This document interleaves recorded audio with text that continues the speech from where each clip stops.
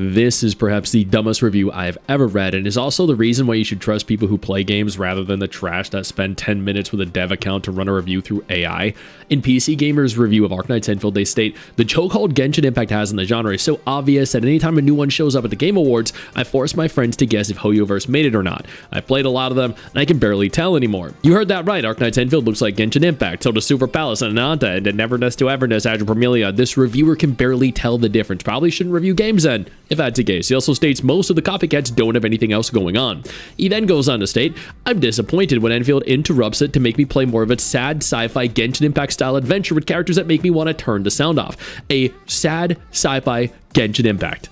What the hell? This is hilariously dumb. Next, I'd forgive Endfield for borrowing so much from Genshin Impact.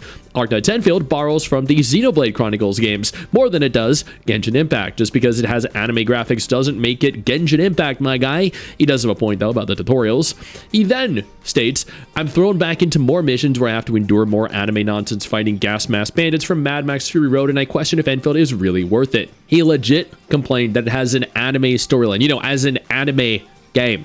Dude, seriously. These are the journalists reviewing new games for thousands of potential players. Really.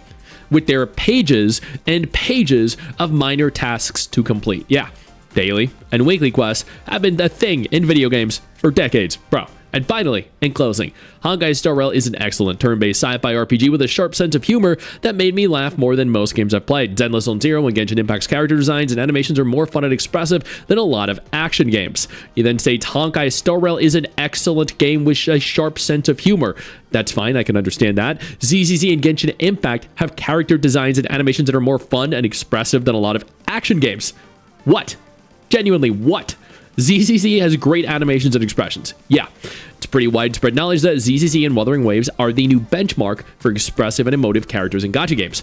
But Genshin Impact having better character designs and animations in games like Black Myth Wukong, Where Winds Meet, Elden Ring. Genuinely, what the hell is this guy smoking? Hoyo's games are good games, don't get me wrong. They're great gacha games, but holy crap, saying that they're better than a lot of their non-gacha competition, their counterparts, is a wild claim.